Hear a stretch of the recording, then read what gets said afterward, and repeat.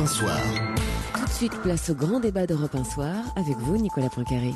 Oui, les grands débats d'Europe 1 Soir jusqu'à 20h. Le bout du tunnel à la fin de l'année sur le front de l'emploi, c'est la promesse répétée de François Hollande. L'inversion de la courbe du chômage à la fin 2013. Faut-il y croire? Peut-on espérer la reprise? Et d'où viendrait-elle éventuellement cette reprise? Que peut faire le gouvernement pour enrayer la très forte augmentation du chômage de ces derniers mois? Augmentation qui devrait se poursuivre, en tout cas jusqu'à la fin de cette année. On en débat avec Raymond Soubi. Bonsoir. Bonsoir. Vous êtes l'ancien conseiller social de Nicolas Sarkozy. Aujourd'hui, vous êtes président d'Alixio. Nous sommes aussi avec le secrétaire général de Force ouvrière, Jean-Claude Mailly. Bonsoir. Bonsoir. Avec Olivier Duhat, président de Croissance Plus. Bonsoir. Bonsoir. Et avec Axel de Tarlé d'Europe 1. C'est donc l'objectif numéro 1 du gouvernement, l'emploi, et François Hollande n'a cessé de le rappeler lors de ses vœux, notamment aux Français. C'était le 31 décembre. Toutes nos forces seront tendues vers un seul but: inverser la courbe du chômage d'ici un an. Nous devrons y parvenir coûte que coûte. Voilà, le cap est fixé. Tout pour l'emploi, la compétitivité et la croissance. Ce cap sera tenu contre vents et marées. Je n'en dévierai pas, non par obstination, mais par conviction. C'est l'intérêt de la France. Voilà, un seul but, le cap est fixé. Il faut inverser, Raymond Soubi, la courbe du chômage avant la fin de l'année. Est-ce qu'il faut y croire? Il faut y croire, il faut toujours y croire, avec quand même quelques scepticismes. La vérité, c'est que la situation de l'emploi en France et le taux de chômage dépend, comme dirait Monsieur de la Palice, du nombre d'emplois créés ou détruits. Or, qu'est-ce que nous dit l'INSEE? Que sur le premier semestre, on est sur une tendance annuelle de destruction de 150 000 emplois, alors que par ailleurs, on a une croissance de la population active annuelle de 120 000 emplois. Dans une telle situation, il est évident que le taux de chômage doit progresser très fort. En vérité, il y a une corrélation entre le taux de chômage et le taux de croissance. Tant que la France restera à des niveaux de taux de croissance entre 0 et 1%, disons, la situation de l'emploi continuera à se détériorer. Or, alors ça, François Hollande le dit lui aussi. Pendant un an, il ne faut pas se faire d'illusions, ça va monter. Mais lui, il voit le bout du tunnel à la fin de l'année. Non, je ne crois pas qu'il dise qu'il voit le bout du tunnel. L'inversion, la fin de l'augmentation. Non. Il voit un début de l'inflexion. Bon. Le début de l'inflexion n'est pas le bout du tunnel. Vous pouvez avoir un début d'inflexion à la fin de 2013 et une situation de 3 700 000 chômeurs. Donc ce serait quand même pas l'idéal. La vérité, c'est de savoir si l'économie française peut ou non renouer avec des taux de croissance de 1,5% ou supérieurs à 1,5%. Si c'est oui, il y aura une baisse du taux de chômage. Si c'est non, eh bien, le chômage continuera à augmenter et il y aura des problèmes des finances publiques et sociales considérables. J'ajoute que ce n'est pas qu'un problème français et que cette croissance extraordinairement atone est un problème européen aujourd'hui. C'est un problème de la zone euro. Et donc, la vraie question, c'est de savoir si nous sommes dans un cycle économique avec des hauts et des bas, nous sommes au bas et espère François Hollande, nous allons aller vers le haut, ou sinon nous sommes dans une nouvelle période de transformation qui fait que la vieille Europe rentre durablement dans une période de croissance. Et c'est toute la question qu'on va se poser ensemble ce soir. Mais quand on entend le président de la République, Jean-Claude Mailly, le 31 décembre et à l'instant, là, il a l'air quand même très sûr de lui. Il dit, voilà, c'est notre objectif et on y arrivera. Le chômage cessera d'augmenter à la fin de l'année. Je pense pas vous imaginez dire on va essayer mais je suis pas sûr d'y arriver. Enfin bon, on est aussi dans un exercice, lui comme d'autres, c'est pas lui particulièrement, qui est un exercice de communication et de essayer de convaincre, etc. Mais moi je suis assez sceptique également sur un retournement de tendance dans l'état actuel des choses. Les économistes considèrent que l'on commence à réduire le chômage à ce que disait Raymond Soubi, à 1,5 de croissance, 1,5 de croissance. Or, on en est loin aujourd'hui, malheureusement. Le gouvernement a comme perspective 0,8 pour l'année 2013. Le consensus des économistes est en dessous. Donc, on ne peut tous que souhaiter une croissance la plus forte possible parce que il y a un lien évident entre l'activité économique, la croissance et la réduction du chômage. Après, on peut prendre des mesures qui peuvent soulager, type contrat de génération, type emploi d'avenir. On était d'accord d'ailleurs, mais c'est pas ça qui va régler le problème du chômage. Et puis il y a un problème aussi qui se pose également au niveau européen. On est dans une logique européenne, c'est pas que chez nous, hein, on est dans une logique européenne qui est globalement une logique d'austérité. Et on voit très bien qu'avec des nuances selon les pays, mais le chômage augmente, ou si c'est pas le chômage, c'est la pauvreté ou la précarité. L'Allemagne, c'est plus la pauvreté et la précarité qui augmentent de manière importante. Donc il y a une logique européenne et après il y a des logiques nationales. Ça ne veut pas dire qu'un gouvernement n'a pas de marge de manœuvre. Moi, je pense qu'il peut en avoir du côté de la consommation. Je pense qu'il peut en avoir du côté de l'investissement. Dans le cas présent, on verra ce que donne la Banque publique d'investissement, son rôle réel, la manière dont elle va intervenir, y compris dans les dossiers industriels. Dernier point dans l'immédiat, je rappelle, mais c'est important, on parle souvent des plans sociaux et il y a des plans sociaux. C'est une évidence. On a encore en ce moment le conflit Virgin, par exemple. Et il risque d'y en avoir d'autres. Mais quand on regarde les inscriptions au chômage, la majorité des inscriptions au chômage, ce sont des fins de contrats précaires ou des licenciements individuels de telle ou telle petite entreprise. Les plans sociaux et la totalité des licenciements liés aux plans sociaux, même s'il y en a beaucoup, c'est pas la majorité des inscriptions au chômage. Alors Olivier Duhat, président de Croissance Plus, on le dit, tout dépend de la croissance. Seule la croissance peut faire reculer le chômage. On peut l'espérer pour la fin de cette année ? Je pense qu'on peut provoquer la croissance et je suis tout à fait d'accord avec l'intention du président de la République qui en fait un cap et une priorité. Maintenant, je suis pas d'accord sur le calendrier et la méthode, puisque pour relancer la croissance, il faut avoir des entreprises beaucoup plus compétitives qu'elles ne le sont aujourd'hui. Il faut absolument se soucier donc de ce choc de compétitivité et j'ai bien peur qu'avec les mesures qui ont été annoncées lors du plan Héros, on n'arrive pas finalement à la réponse attendue parce que on nous dit on a un vrai problème de coût du travail. Et oui, on a un problème de coût du travail, on produit trop cher en France, mais l'enveloppe qui va nous permettre de réduire le coût du travail, on parle de 20 milliards. 20 milliards juste après une augmentation de 30 milliards finalement de la pression fiscale à destination des entreprises. Donc on est sur finalement un effort qui me semble être assez homéopathique par rapport à l'ampleur du problème et surtout différé dans le temps. Donc si le président de la République nous dit aujourd'hui, en 2013, il risque de ne rien se passer, c'est parce que lui et son gouvernement ont aussi fixé un calendrier qui décale les mesures en faveur de la compétitivité à 2014, à 2015, à 2016. Et je trouve ça dommage parce que il n'y a pas de fatalité en la matière. Le potentiel de croissance de la France, c'est pas 0, 0,5 ou 1%. C'est bien plus que ça. C'est 2%, 2,5, 3%. L'Allemagne a connu la même crise que nous. On dit toujours c'est la faute de l'Allemagne, c'est la faute de la crise, c'est la faute de la conjoncture internationale. Mais l'Allemagne a connu la même crise que nous dans les années 2000. Et ils ont traversé la crise beaucoup mieux que nous. Donc il faut nous aussi, qu'on se lance dans un certain nombre de réformes structurelles qui touchent au coût du travail, qui touchent à la flexibilité du droit du travail qui est extrêmement rigide. Sont en cours. Et il n'y a pas de fatalité à la matière. Complet, avec ce qui vient d'être dit. J'imagine, en désaccord mais... complet, Jean-Claude Mailly. Vous allez avoir la parole pour lui répondre oui. juste après une pause. Axel de Tarlet, là aussi, à tout de suite. Europe 1 Soir. Tout de suite, place au grand débat d'Europe 1 Soir avec vous, Nicolas Poincaré. On se pose la question ce soir, comment inverser la courbe du chômage ? Oui, Olivia, et peut-elle être inversée avant la fin de l'année comme l'a promis le président de la République ? On en débat avec Raymond Soubier, avec Jean-Claude Mailly, avec Olivier Duhat et avec Axel de Tarlet d'Europe 1. Juste avant la pause, Olivier Duhat, le président de Croissance Plus, nous expliquait que le retour à la croissance est possible à condition de baisser le coût du travail, si je résume bien. Et Jean-Claude Mailly, ça vous faisait réagir ?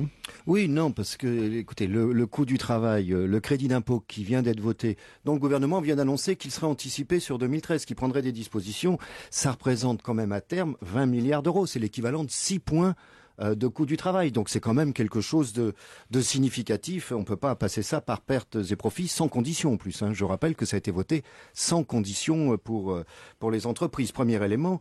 Deuxième élément, attention quand on parle de coût du travail. Coût du travail, c'est une notion relative, de comparaison par rapport aux autres.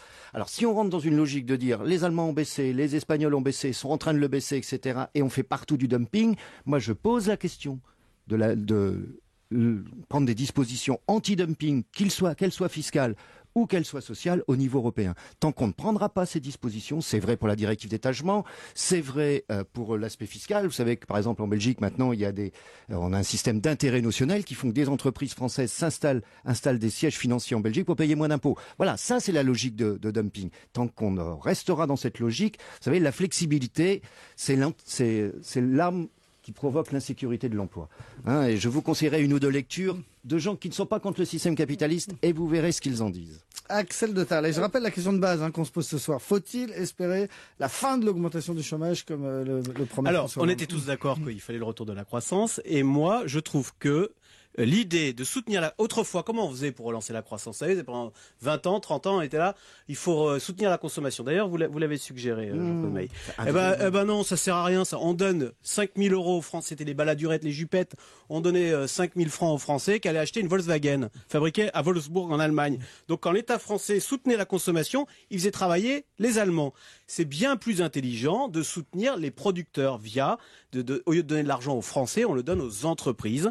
Pour que, vous savez quelle est la voiture la plus vendue en ce moment en France, c'est la Clio. Elle est fabriquée 70% en Turquie, 30% à Flins. Eh ben moi, je souhaiterais que la Clio soit fabriquée 100% à Flins pour donner du travail aux travailleurs français qui ne soient pas au chômage. Eh bien pour cela, il faut peut-être baisser un petit peu le coût du travail en France en baissant les charges. Et je trouve que c'est beaucoup plus intelligent d'aider les entreprises à baisser leurs charges pour que la Clio soit toujours fabriquée à Flins, plutôt que de donner de l'argent aux consommateurs pour qu'ils aillent s'acheter des Volkswagen ou des voitures made in Korea. J'espère qu'un jour vous n'aurez pas de gros problèmes de santé et que vous pourrez encore vous soigner quand il y aura quand il n'y aura plus de travail, il n'y aura plus de cotisation, et quand il n'y aura plus de cotisation, il n'y aura plus de sécurité sociale. Quand il n'y aura plus de travail, arrêtez. Le travail diminue en France. Mais le travail diminue pas en France. Il y a du chômage, il y a une population active qui augmente. 50% des Allemands sont au travail, 41 millions sur une population de 82 millions. En France, c'est 26 millions sur une population de 65 millions, ce qui fait que 40%. Les Allemands travaillent plus que nous et donc cotisent plus.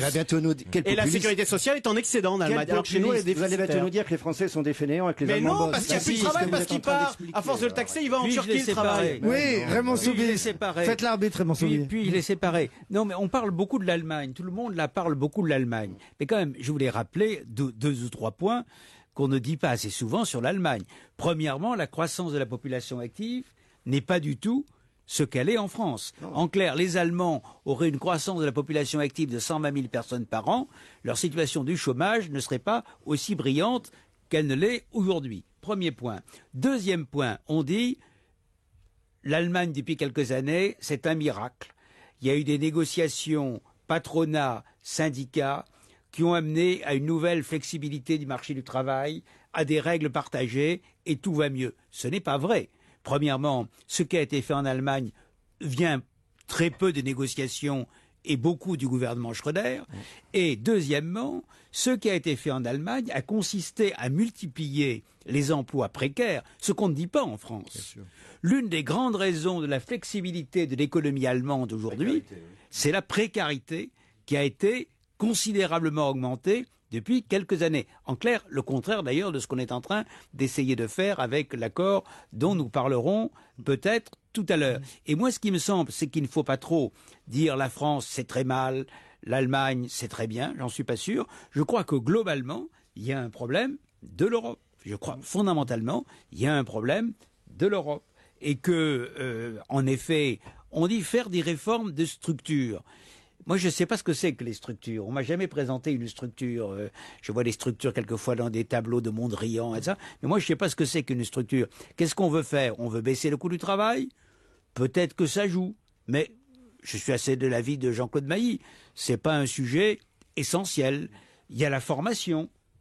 La formation dans notre pays n'est pas mauvaise. Formation professionnelle par rapport à d'autres pays. En revanche, il y a un sujet. Et mon voisin de Croissance Plus ne l'a pas encore mentionné, donc je lui brûle la politesse, c'est l'attitude générale à l'égard des entreprises. C'est qui est un point tout à fait central. En France, on n'a jamais aimé le profit. C'est très vieux. Il y a beaucoup d'auteurs qui ont écrit là-dessus depuis des siècles. Bon, on n'a jamais beaucoup aimé l'entreprise. Moi, dans mes jeunes années, il y a quelques années, donc, j'avoue ce crime, été sur les bancs de l'ENA. On nous a enseigné qu'il y a d'abord une entité qui a toujours raison, c'est l'État. C'est l'un bien platonicien. Le reste, tout ce qui crée des emplois, c'est second. Et lorsqu'on interroge des gens aujourd'hui qui sortent de l'ENA, on leur fait quasiment le même enseignement. Donc dans la culture française, il y a une sorte de primauté en termes de dignité et de reconnaissance de l'État et des services publics, et en tout cas pas des entreprises. Bon. Et quand vous avez des entrepreneurs qui ne se sentent pas reconnus, eh bien, comme dirait M. Lapalisse, ils n'entreprennent pas où ils entreprennent moins. Moi, je suis très frappé. Je suis chef d'entreprise à mes heures perdues. J'en ai peu, mais quand même. Le reste du temps, vous étiez au service de l'État. Hein, oui, non, je suis peu au service de l'État. J'ai quitté l'État. L'État est derrière moi. Donc, toutes les semaines, il y a des gens qui viennent me proposer des créations de sociétés ou d'investir dans leur société. Des gens qui auraient pu avoir de bien meilleures rémunérations s'ils étaient allés dans de grandes entreprises, qui prennent des risques, qui s'endettent, qui vivent pas bien et qui en plus ne se sentent pas aimés. Eh bien, je crois que ce facteur-là, culturel, est une chose qui nous différencie profondément, là vraiment, de l'Allemagne, et qui est un handicap considérable pour la croissance et pour l'emploi. Est-ce qu'on aime ou pas nos entreprises en France? On continue à se poser la question juste après une pause. Europe 1 Soir. C'est la suite des grands débats d'Europe 1 Soir avec vous, Nicolas Poincaré. Nous parlons du chômage ce soir. On parle des perspectives de l'emploi et du chômage pour l'année 2013 avec Raymond Soubi, Jean-Claude Mailly, Olivier Dumas, président de Croissance Plus, et Axel de Tarlet d'Europe 1. Raymond Soubi, juste avant la pause, vous nous disiez, on a un problème en France, on n'aime pas assez les entreprises. Vous approuvez, j'imagine, Olivier Dumas? Non, mais c'est pire que ça, c'est que on a tué l'esprit entrepreneurial en septembre 2013 avec le projet de loi de finances, avec ce projet de taxation de l'alignement de la fiscalité du travail et du capital, qui est dramatique pour le monde entrepreneurial. Mais le gouvernement a reculé là-dessus. Non, ils n'ont pas reculé, ils ont fait certains aménagements, mais ils n'ont pas reculé. Et pourquoi c'est dramatique? Je vais vous donner quelques chiffres. Tous les ans, dans le pays, on crée 300 000 nouvelles sociétés. Donc déjà, c'est 300 000 nouveaux jobs, parce que quand quelqu'un crée une société, il crée au moins un job pour lui-même. 10 ans après la création de ces sociétés, c'est une statistique, seulement 300 sur ces 300 000 auront réussi à dépasser les 15 millions d'euros de chiffre d'affaires. Une société sur 1000. Donc c'est un exercice qui est extrêmement risqué. Mais on a besoin de ces entrepreneurs derrière toutes les sagas industrielles, les noms qu'on connaît, les Michelin, les Pinault, les Leclerc, tous ces gens-là, au départ, il y a un entrepreneur. Et ces gens-là ont créé des formidables sociétés qui font l'emploi aujourd'hui.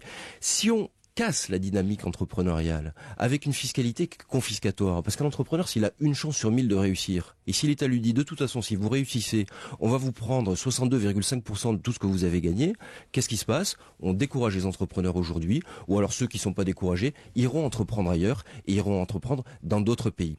Et ces gens-là, ils rentrent pas dans les chiffres de Bercy, parce qu'on parle beaucoup d'exil fiscal. C'est pas de l'exil fiscal, ça, c'est de l'exil sociétal. Ce sont des jeunes qui ne se retrouvent pas dans le modèle sociétal qu'on est en train d'imposer au pays et qui décident d'aller à la Silicon Valley, à Singapour, au Brésil, tenter l'aventure de l'entrepreneuriat. Si ces gens-là partent, c'est dramatique, non pas pour 2013, mais pour dans 5 ans, pour dans 10 ans et pour l'avenir. Alors vous nous dites que c'est la faute de la fiscalité, des syndicalistes aussi un peu? Non, je parle de ce projet de loi qui est effectivement dévastateur pour notre économie, parce qu'on peut pas priver les gens comme ça. On prend énormément de risques, on investit ses économies, on passe beaucoup de temps à essayer de créer une société, et c'est ce qui va faire la richesse d'un pays de demain. Donc, si la sanction, c'est une fiscalité qui est punitive, confiscatoire, on prend un énorme risque sur le potentiel entrepreneurial du pays. Et ça devrait pas être un débat politique. Je comprends pas pourquoi on a laissé passer ce projet de loi.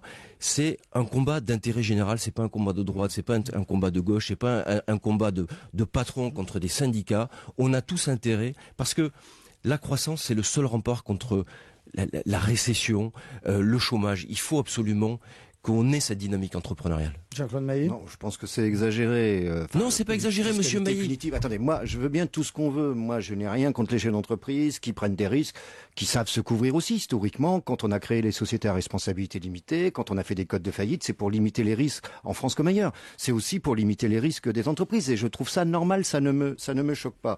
Par contre, monsieur Mailly, regardez, je vous avais pas coupé, vous me laissez parler, s'il vous plaît. 65% de la valeur créée dans une société. Bon, ça s'appelle de la nationalisation. Ah, ok. Alors vous laissez votre place à M. Soubi, c'est vous les narcs. C'est vous les narcs. C'est vous les narcs. Mais arrêtez. Enfin, l'État, votre entreprise est nationalisée? Quand l'État prend 65% de la valeur d'une entreprise. Je savais pas que vous étiez collectiviste. Je suis désolé, marxiste ou je ne sais quoi. Arrêtez. Parce que quand on nationalise, on rachète les titres. Moi, je suis choqué, je vous le dis clairement, quand ce qu'on appelle des start-up, puisque Croissance Plus, c'est aussi les start-up, créer des entreprises. Et l'objectif, c'est de faire le plus de pognon possible sur 5 ans pour vendre et faire la culbute et faire autre chose après. Moi, ça me choque. L'entreprise, mais vous ne devriez pas, monsieur Mailly, parce que si, ça me choque. Je suis désolé. Parce que quand je dis sans créer des emplois, c'est ça que vous comprenez pas, que vous refusez de comprendre. Et quand beaucoup de vos entreprises, excusez-moi, dans beaucoup de vos entreprises, discutez avec les jeunes qui sont embauchés, dans quelle situation ils vivent. Quand un débat dans Croissance Plus, vos adhérents me disent, monsieur Mailly, ce qu'il faut changer, c'est les prud'hommes, parce qu'on comprend pas pourquoi, quand des jeunes arrivent dans l'entreprise, dès qu'ils sont en CDI, ils nous attaquent aux prud'hommes. Je dis, vous êtes posé la question. Vous les avez embauchés comment, ces jeunes? Vous leur avez fait faire des stages, etc. Alors discutez de tout. Ne parlez pas de fiscalité confiscatoire. Vous exagérez. Soyez plus modérés. Mais je pense que le Conseil constitutionnel, à peu près sur les mêmes taux, a dit qu'effectivement ça commençait à être confiscatoire. Et à part en Corée du Nord, à Cuba, je ne sais pas où est-ce qu'on a ce niveau de fiscalité. Bon, alors on en revient aux perspectives sur l'emploi qui vont passer notamment. Vous êtes comme Depardieu, quoi. Ouais, qui vont passer. Non, je suis en France, je suis toujours là et j'entreprends en France. Mais ça n'empêche que je dis qu'on est en train de. C'est comme lui, quoi. On est en train de casser la dynamique. Mais pourquoi ça devrait être un débat entre nous, monsieur Mailly? Vous devriez reconnaître.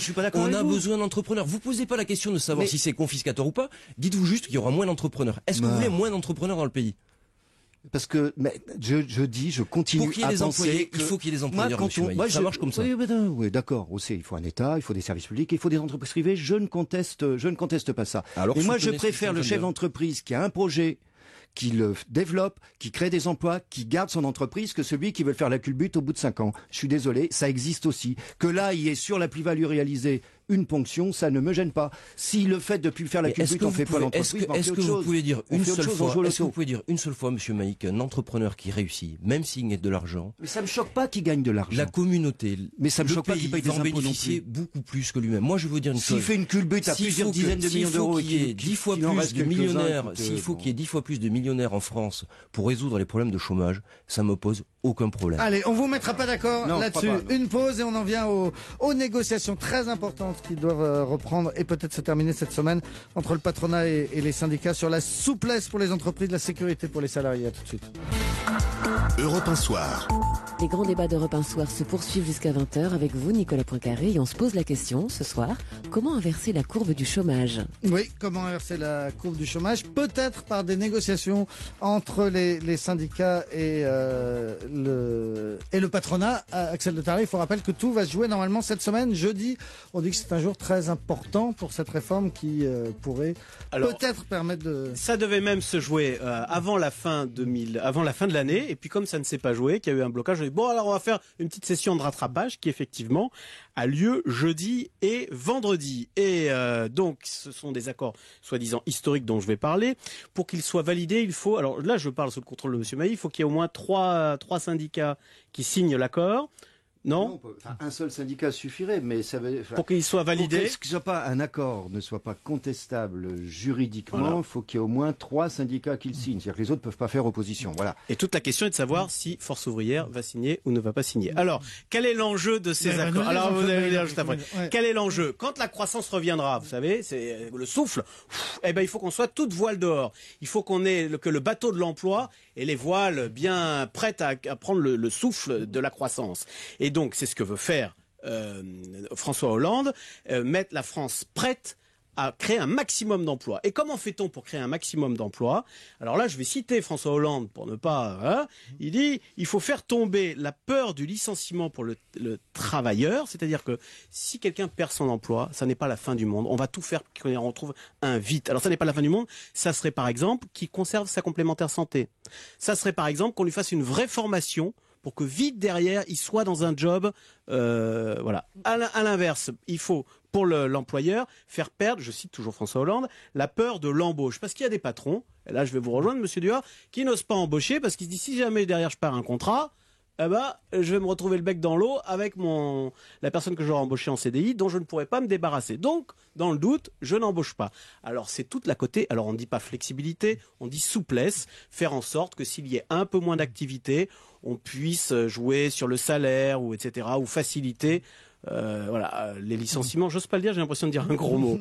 Alors, mais c'est dire s'il y a des tabous qui pèsent derrière ces négociations. Qui s'appellent des négociations de sécurisation de l'emploi, c'est le terme officiel. Alors Raymond Soubi, vous avez une très très longue expérience de ces négociations entre le patronat et les syndicats, vous les avez souvent arbitrées. Qu'est-ce que vous dites de celles qui sont en cours en ce moment? Je dis simplement qu'elles sont très difficiles, qu'elles sont intrinsèquement très difficiles, parce que de quoi s'agit-il? On demande au patronat, alors que les entreprises sont dans une situation difficile, d'accorder des contreparties aux syndicats, prévoyance, etc., qui ont un coût important, ou d'accepter de taxer les contrats courts, ce qui leur fait payer plus cher le travail. Et on demande aux syndicats d'accepter que les entreprises aient plus de facilité, soyons clairs, dans les opérations de mobilité et dans les opérations de licenciement économique. Déjà en temps normal, je veux dire en temps de croissance, ce serait un échange difficile à obtenir. Dans une période où à la fois il y a du chômage pour les salariés et il y a des difficultés pour produire et vendre du côté des entreprises, ce serait un exploit extraordinaire d'arriver, comment disiez-vous, à un accord historique. Mais alors maintenant, on dit ambitieux, monsieur Soubirous. Un accord historique, qui a d'ailleurs baissé de registre depuis quelques jours. Il est devenu ambitieux. Peut-être va-t-il encore, dans l'échelle de Richter des qualificatifs, baisser un tout petit peu. Donc c'est très difficile. Et les partenaires sociaux font tout leur travail, quelles que soient les positions des uns et des autres. Et alors, ça peut être gagnant-gagnant cette histoire, ou ça va être perdant-perdant? Je pense que ça peut être gagnant-gagnant, mais est-ce que chacun va gagner un tout petit peu, un peu plus, beaucoup, ou est-ce qu'il va gagner historiquement? Non mais c'est toute la question. En clair, je pense, si vous voulez le fond de ma pensée, c'est pas la question que vous me posez, mais je vais quand même y répondre, que s'il y a un accord, je pense que ce ne sera pas un accord qui bouleversera le fonctionnement du marché du travail. Ce qui n'est d'ailleurs la faute de personne, simplement parce que ce serait très difficile à obtenir. Ce sera un accord après d'autres. Jean-Claude Mailly le sait mieux que moi, il y a eu beaucoup d'accords sur l'emploi dans l'histoire de la négociation sociale depuis beaucoup d'années.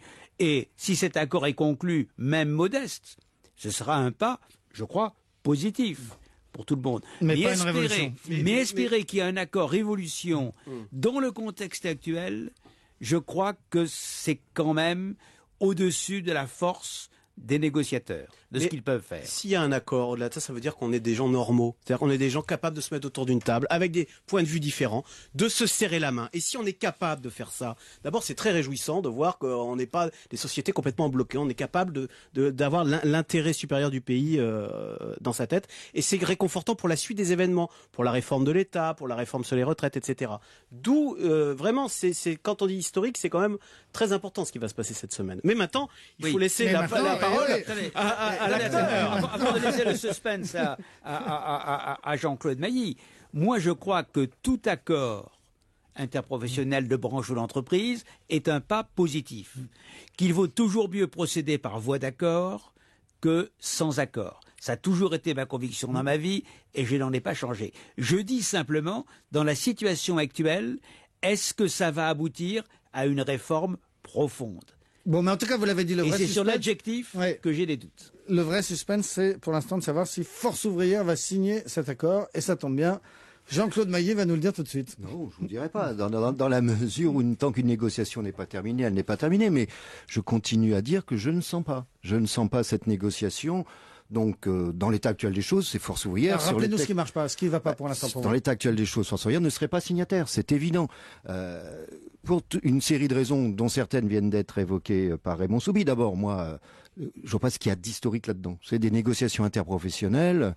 Il y en a régulièrement, on en aura d'autres cette année. On va discuter des retraites complémentaires, on va discuter de l'assurance chômage. C'est aussi des dossiers très importants.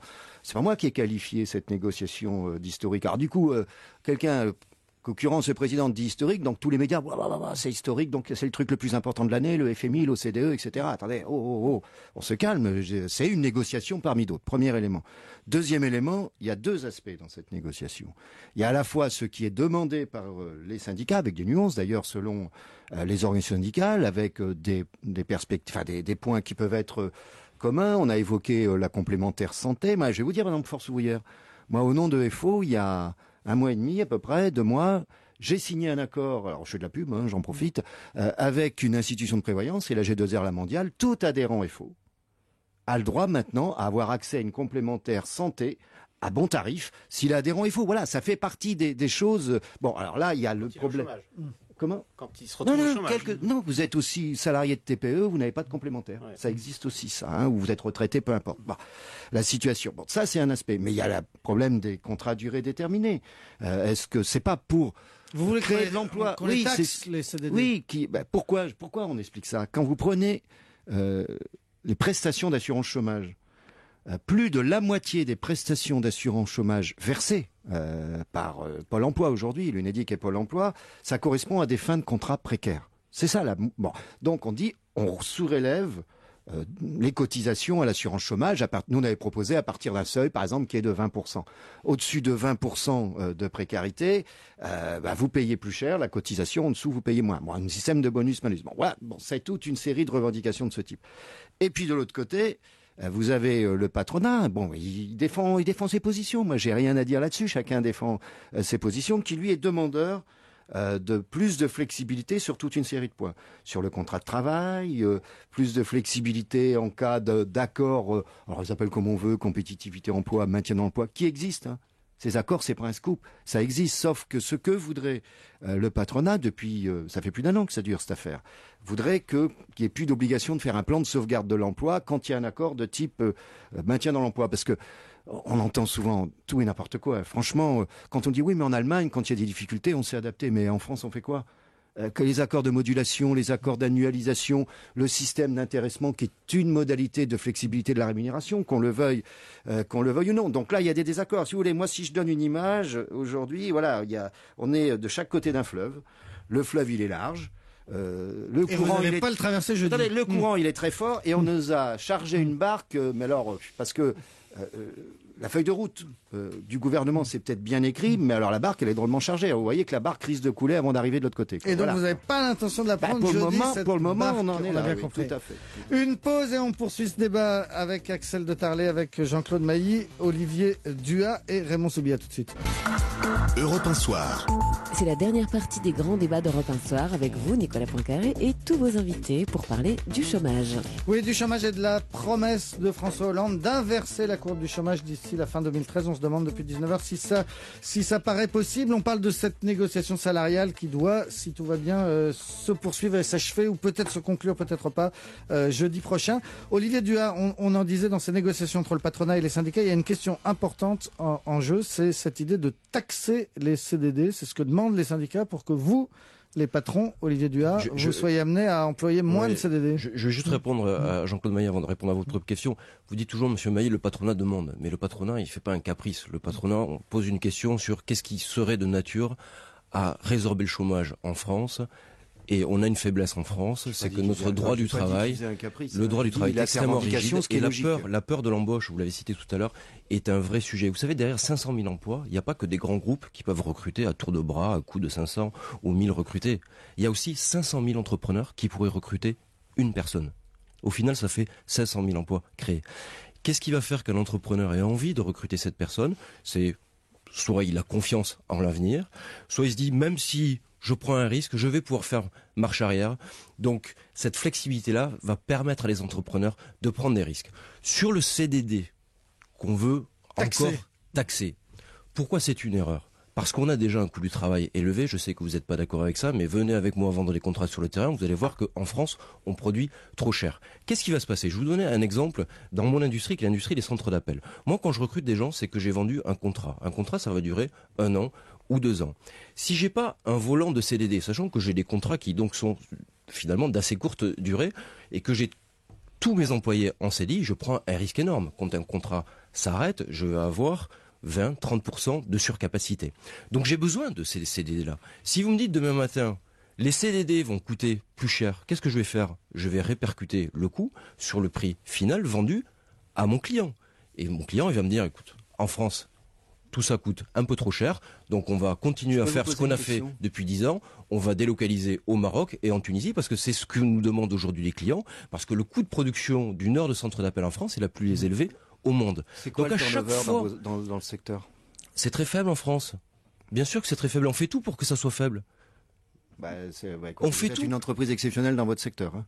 Pour avoir Non, visité pourquoi le vous centre dites ça d'appel, il y a un turnover beaucoup plus important. Non, c'est pas vrai. Ne parlez pas des choses que vous connaissez pas, monsieur Mailly. Vous connaissez tout et moi je connais rien. J'ai 3000 emplois dans les centres d'appel. Vous parlez de morale, mais c'est vous le moraliste. Je vous ferai remarquer. Juste, je vous attaque pas sur votre métier qui est d'être un leader syndical. Je suis pas désolé, c'est pas un métier. Si, vous êtes un grand leader syndical. Vous connaissez très bien cet univers-là. Moi, je connais l'univers des centres d'appel à l'entrepreneuriat. Le turnover est extrêmement faible. Donc, on n'a pas cette souplesse-là avec un turnover. En plus, je voudrais entendre vraiment Soubi sur cette idée de... Mais surtaxer le travail une nouvelle fois, monsieur Mailly, quel est l'intérêt? Mais enfin, est-ce que ça va créer plus de CDI? Bien sûr que non. C'est pas un CD. Ce qu'on a dit, excusez-moi. Ce qu'on a dit, c'est on prend une moyenne, mettons 20%. Au-dessus d'un taux d'utilisation au-dessus de 20%, ça coûte plus cher. C'est ça qu'on a dit. Soyons plus ambitieux. On n'a pas besoin de CDI. Mais pourquoi on supprime pas le CDI? Mais pourquoi on paye les salariés? Pourquoi on les paye? Pourquoi on les paye? Pourquoi on n'aurait pas un contrat de travail? Mais non, moi je suis pour que tout le monde ait un CDI. Vous vous centrez sur la taxation des contrats courts, parce que c'est devenu le symbole de l'opposition entre les positions patronales et les positions syndicales sur cette affaire. Premièrement, d'abord, il y a des situations très différentes. Il y a les contrats très très courts, il y a les contrats moyennement courts. Il ne faudrait pas tout mettre dans le même panier, premièrement. Deuxièmement, ce n'est qu'une partie du sujet. Parce qu'au fond, quels sont les problèmes de l'emploi pour les salariés aujourd'hui en France? Vous en avez de 3 ordres. Vous avez, en effet, pour les jeunes, les difficultés d'accéder à un premier emploi et d'accéder à un premier emploi en CDI. Ce n'est pas seulement lié au fonctionnement des marchés du travail, c'est lié au système scolaire. Car je rappelle qu'on a montré que les gens qui sont sortis de l'école primaire, 2 sur 10, c'est énorme, sans savoir-faire fondamentaux, quand ils arrivent sur le marché du travail, ils mettent en moyenne 7 ans à obtenir un CDI. Donc il y a abus de stage. Oui, et il y a ce premier problème. Il y a un deuxième problème, c'est qu'à la différence des autres pays, quand un salarié français a un emploi, il le garde en moyenne plus longtemps, et même beaucoup plus longtemps, que dans les autres pays occidentaux et qu'en Europe. Et qu'à l'inverse, lorsqu'un salarié français perd un emploi, malheureusement, il met beaucoup plus de temps à en retrouver un nouveau. Donc en vérité, un bon accord, je reviens à la question sur l'accord, est un accord qui réglerait ou qui contribuerait à améliorer ces 3 problèmes. Et le jour où cet accord sera conclu, ou le jour s'il n'est pas conclu où il y aura la loi, il faudra se dire, est-ce qu'il permet de mieux insérer les jeunes? Et est-ce qu'il permet aux gens qui perdent leur emploi de retrouver plus vite un nouvel emploi? C'est là que se trouve la solution. Et je ne suis pas totalement convaincu que les dispositions et les dispositifs qui sont aujourd'hui sur la table permettent d'atteindre ces objectifs. Ils amélioreront la situation, mais ils ne régleront pas ces problèmes qui sont beaucoup plus difficiles et qui sont, pour dire la vérité, plus des problèmes de comportement que des problèmes juridiques. Un dernier mot sur les problèmes juridiques, puisque je rappelle que l'accord doit se transformer en loi s'il a lieu, et s'il n'y a pas d'accord, il y aura quand même une loi. Oui. Bon. Mais notre droit du travail, notre droit de l'emploi, est essentiellement un droit jurisprudentiel. C'est un droit prétorien. Le droit du licenciement économique, il est en partie dans la loi, il est surtout dans les décisions des tribunaux. Donc même si un accord, je suis pessimiste ce soir, même si une loi arrive à des améliorations très sensibles, rien n'empêchera les juges, que je respecte énormément par ailleurs, de décider ce qu'ils voudront. Et comme le disait un expert des relations sociales, quand on sort le juge par la porte, il rentre par la fenêtre. Voilà. Axel Le Taré. Non, mais c'est sûr, quand même, on peut considérer qu'on a un problème. Il suffit de regarder les enquêtes internationales sur que pensez-vous de la compétitivité en France. Alors vous avez par exemple le forum de Davos, vous allez hurler monsieur Mailly. Mais ils nous ont classés dans la catégorie pratique de l'embauche et du licenciement. Il y avait 144 pays passés au crible. On est 143e. 41e. 141e. C'est vrai Alors on va me dire, c'est le forum de Davos. La Banque mondiale, la Banque mondiale. C'est pareil. La Banque mondiale, elle nous classe. Après, il va nous citer le FMI et l'OCDE. Mais il va jamais citer l'Organisation internationale du travail. On peut quand même les écouter, ces gens-là. Quand ils vous disent que le Code du travail en France, il y a 10 000 articles. Quand on séquestre des patrons qui ferment une boîte, est-ce qu'on est des gens normaux? Bon. Et vous voulez qu'on fasse... Nous, là encore, on reste poli. Vous savez ce qu'ils font à l'étranger? Eux, ils parlent de SMIC jeune. Alors ça, ici, bon, on n'en parle pas, hein, parce que ça fait sauter les gouvernements.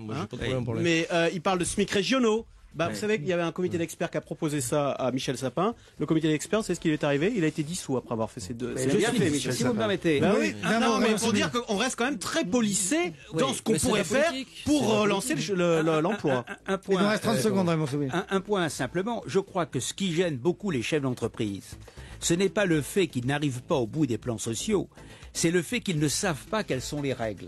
Combien de temps ça va durer? Et que ça coûte très cher. Donc c'est un problème de stabilité juridique. C'est pas un problème qu'on ne peut pas le faire, c'est un problème de stabilité juridique. Il ne faut pas se tromper sur le diagnostic. En tout cas, la question c'était est-ce que l'on va pouvoir inverser la courbe du chômage d'ici la fin de l'année? Et en gros, vous m'avez répondu tous les quatre non. Tous les quatre, c'était Raymond Soubry, l'ancien conseiller social de Nicolas Sarkozy, Jean-Claude Mailly, le secrétaire général de Force Ouvrière, Axel de Tarlet d'Europe 1 et Olivier Duhat, le président de Croissance Plus. Merci beaucoup à tous les quatre.